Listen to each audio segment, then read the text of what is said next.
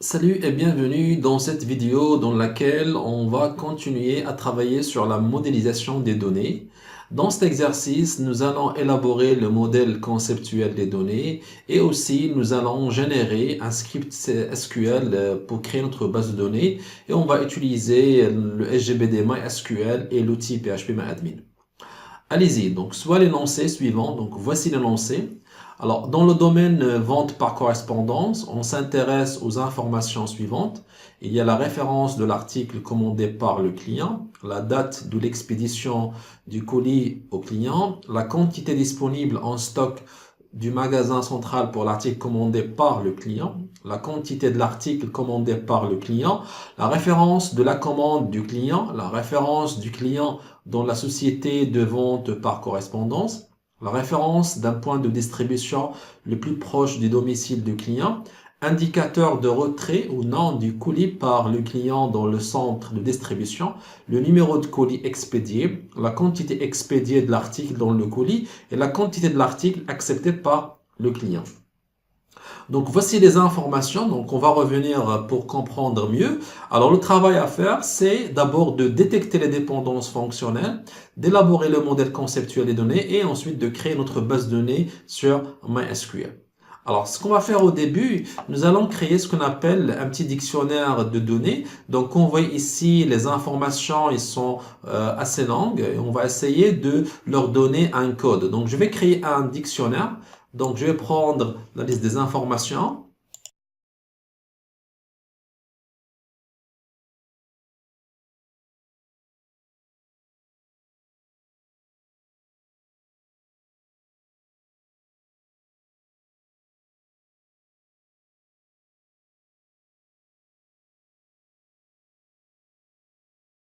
Alors, nous avons mis la liste des informations dans un tableau ayant trois colonnes. La première colonne, c'est le code. La deuxième, l'information. La troisième colonne, c'est le type. Alors ici, au lieu d'utiliser toute cette information, je vais lui donner un code. Donc, il s'agit de la référence de l'article commandé. Donc, je vais dire, par exemple, référence article. Et je vais lui donner le type, par exemple, c'est un texte de, par exemple, 20 caractères.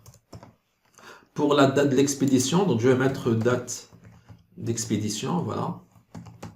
Donc l'idée c'est ça, c'est de donner à chaque information un code qu'on va manipuler pour faire les dépendances fonctionnelles. Donc on va utiliser ces codes-là pour élaborer le MCD et c'est à partir de ces codes qu'on va les utiliser dans notre base de données. Donc on va continuer avec la liste des informations.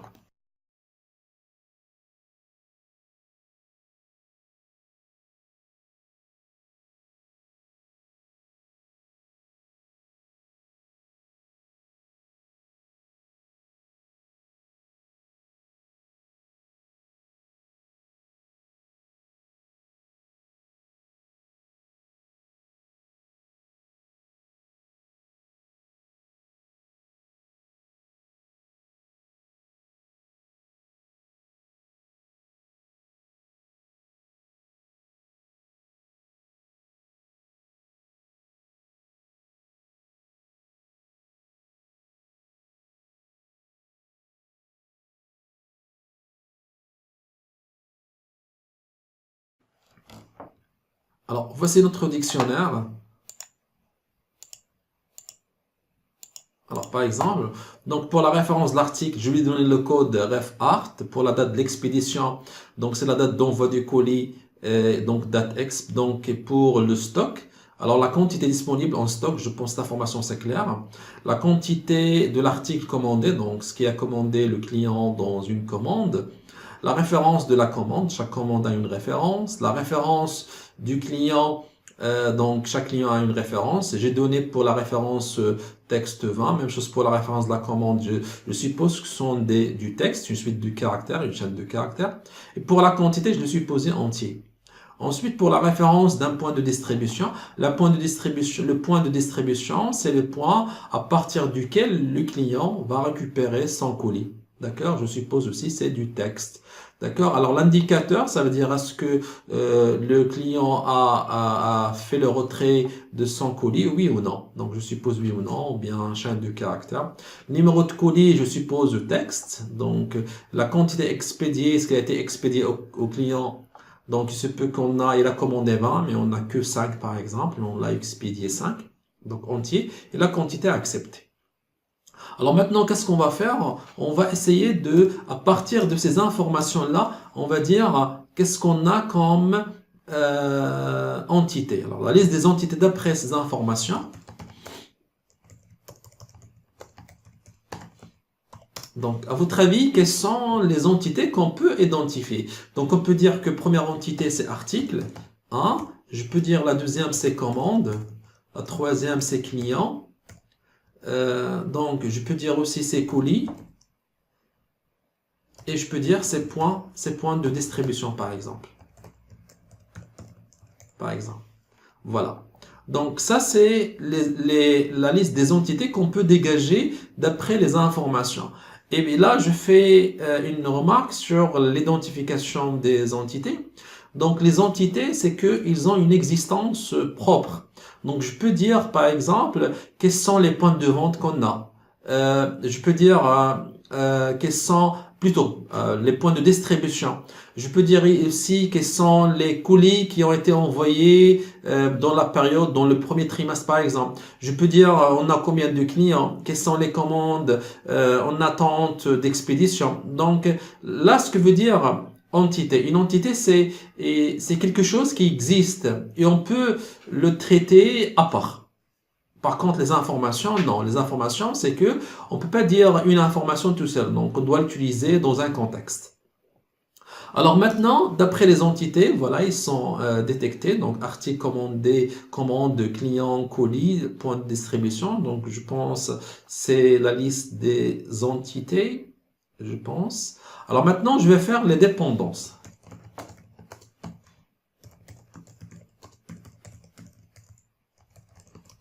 Alors, la dépendance fonctionnelle, ça nous aide à élaborer correctement le modèle conceptuel des données ou bien le modèle entité-association.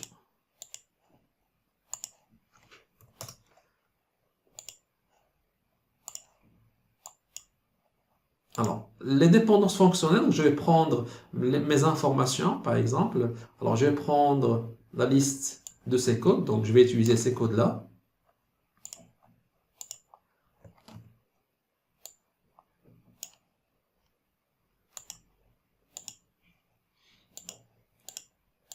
Alors, la référence article, qu'est-ce qu'il détermine? Il détermine le stock.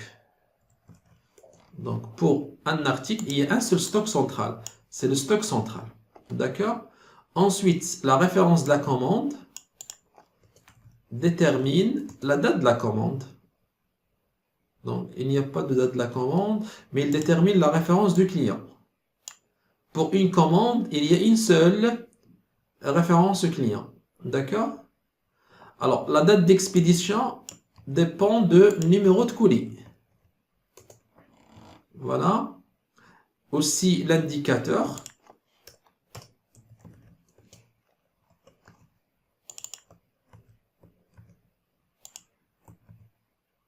Et aussi la référence du point de distribution.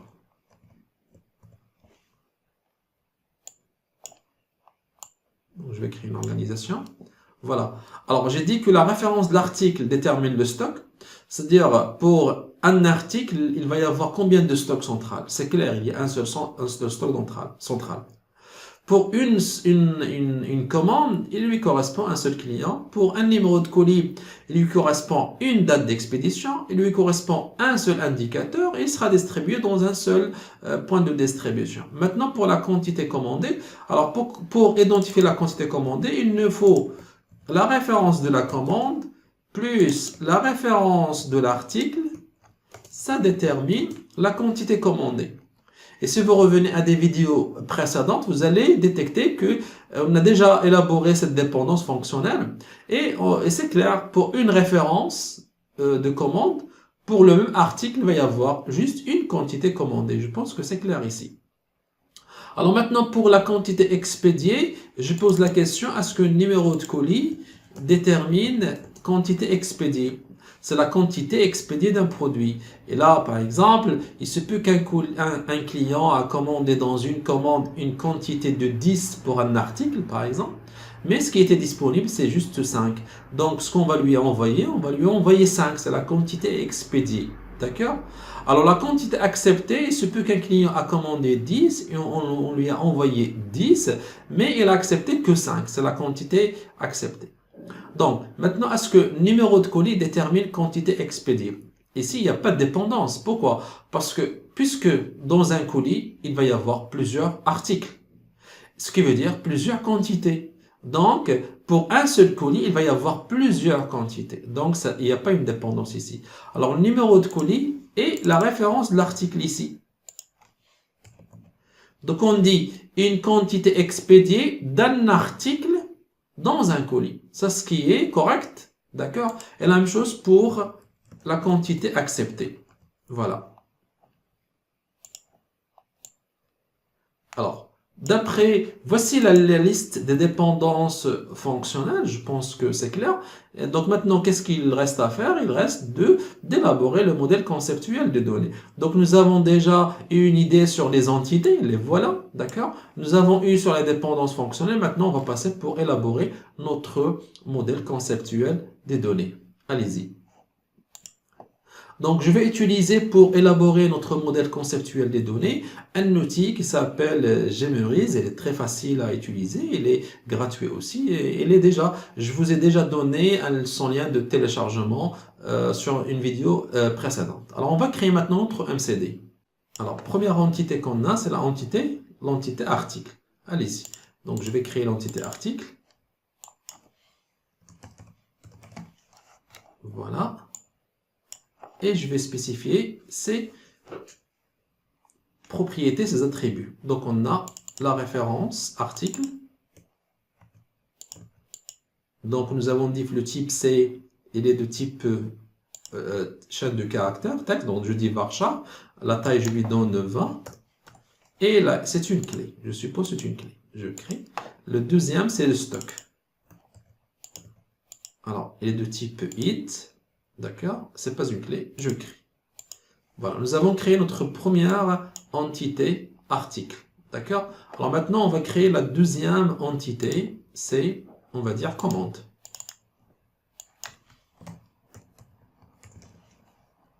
Alors, l'entité commande, qu'est-ce qu'il a comme propriété? La référence de la commande, je suppose, c'est varchar, ça veut dire chaîne de caractères. C'est une clé. Créer. Donc, c'est la seule information qu'on a. On va créer une autre entité qui s'appelle le colis. Voilà. Alors, qu'est-ce qu'il a comme propriété? Il a donc le numéro de colis. On suppose aussi c'est du texte de 20 caractères. C'est une clé. Il y a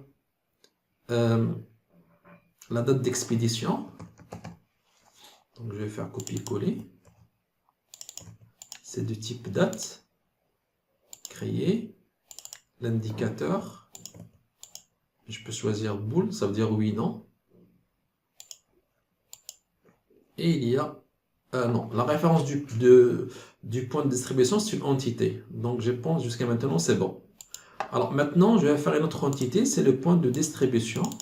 Donc, point distribution. Alors, qu'est-ce qu'on a comme... C'est la clé. Varchar, unique et vent. On a aussi le client.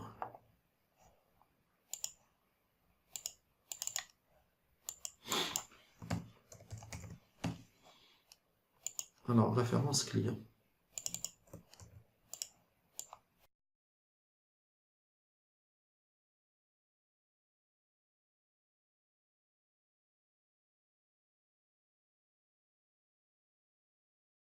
Voilà. Donc, il reste maintenant la quantité commandée, comme vous voyez ici. Elle dépend de référence de la commande et référence de l'article, ce qui veut dire que la quantité commandée va être dans l'association qui va être entre la commande et l'article. Donc, je vais créer ici une association. Donc, je l'appelle commander, bien avoir. Alors, dans laquelle je vais mettre la quantité commandée de type int. Donc, je suppose que les quantités sont de type entier. Voilà. Il y a aussi la quantité expédiée et la quantité acceptée dépendent de l'article et le colis. Donc, ici, je vais faire, alors, là, une relation. Je l'appelle avoir aussi. Donc, je l'appelle avoir 2. Ou bien, je l'appelle, par exemple, avoir colis.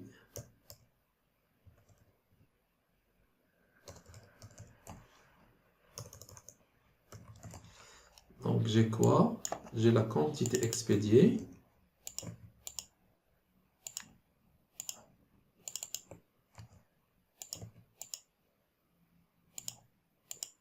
Voilà. Alors, maintenant, je vais faire la relation. Donc, ici, article.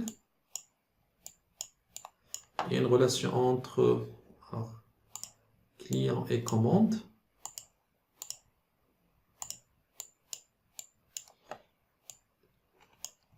Il y a une relation entre colis et distribution. Alors, distribuer.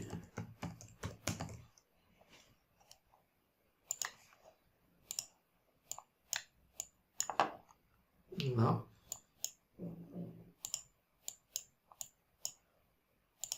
Donc, il y a, je dis passer. Passons maintenant aux cardinalités.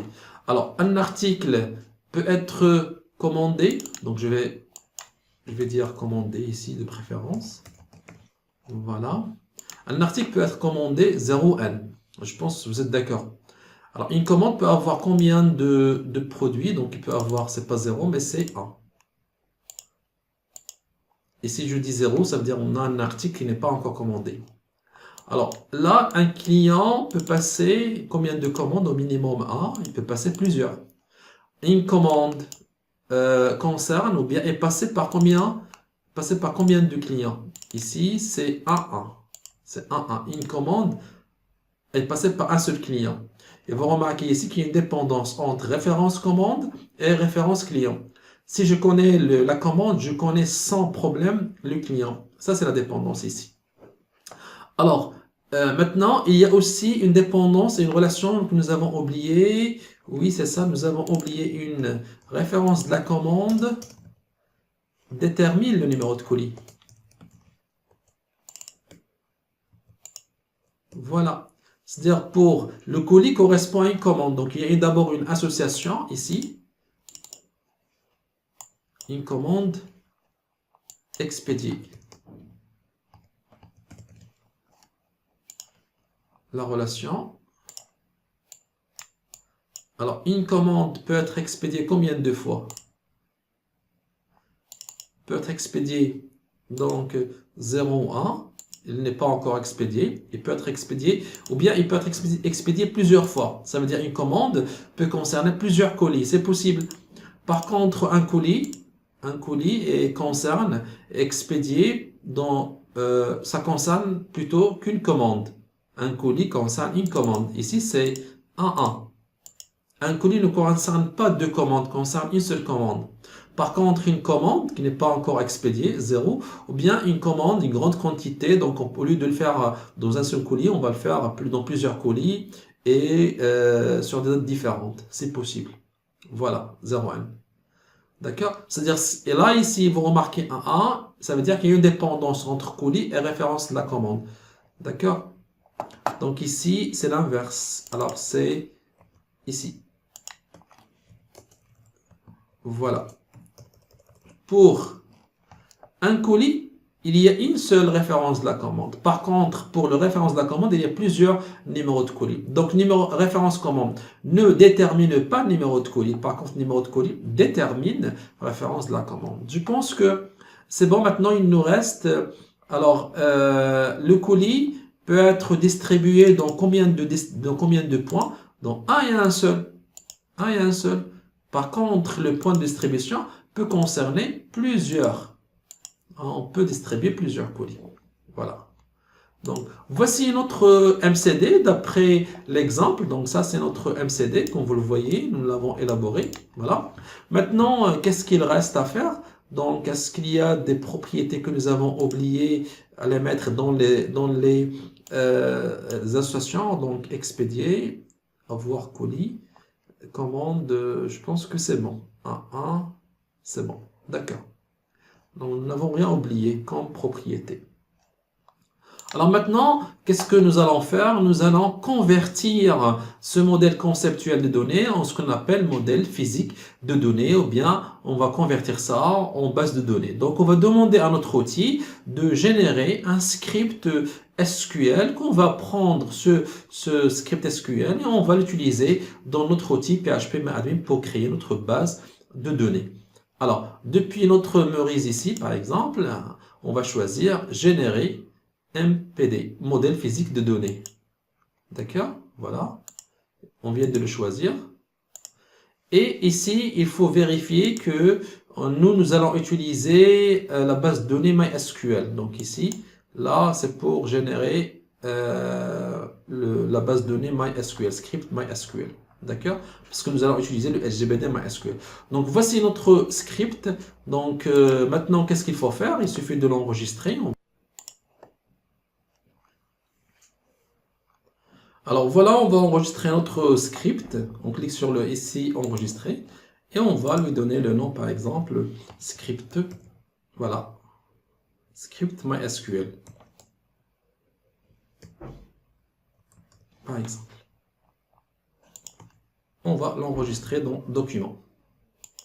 Voilà.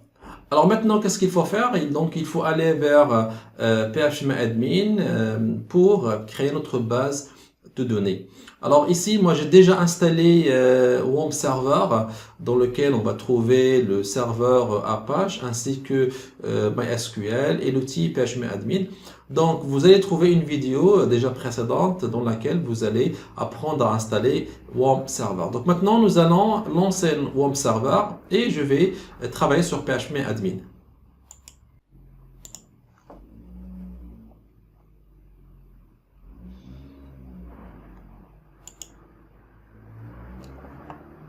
Alors voilà, notre PHP-MyAdmin elle est démarrée. Maintenant, nous allons créer une base de données. Donc, je vais l'appeler par exemple ici dbExample. Je fais créer. Voilà, notre base de données elle est créée. Maintenant, je vais faire appel à notre script SQL. Donc, vous avez deux manières. Soit vous cliquez sur SQL, et puisque nous avons déjà un fichier, donc nous allons importer. Donc ici dans SQL, vous allez faire du copier-coller, les requêtes SQL, ça c'est un. Sinon, nous avons déjà un fichier, nous allons l'apporter. D'accord? Alors ne pas oublier que ici nous travaillons sur la base de données qui s'appelle dbExample. D'accord? Et dans cette base de données-là, que nous allons créer nos tables. D'accord? Maintenant, nous allons créer nos tables. Alors je vais faire importer, choisissez un fichier.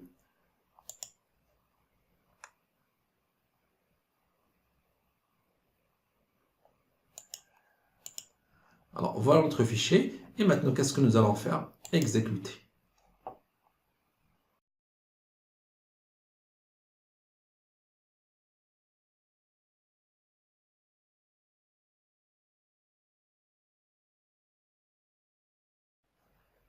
Alors, voici le résultat. Donc, après l'import de notre fichier, notre script MySQL.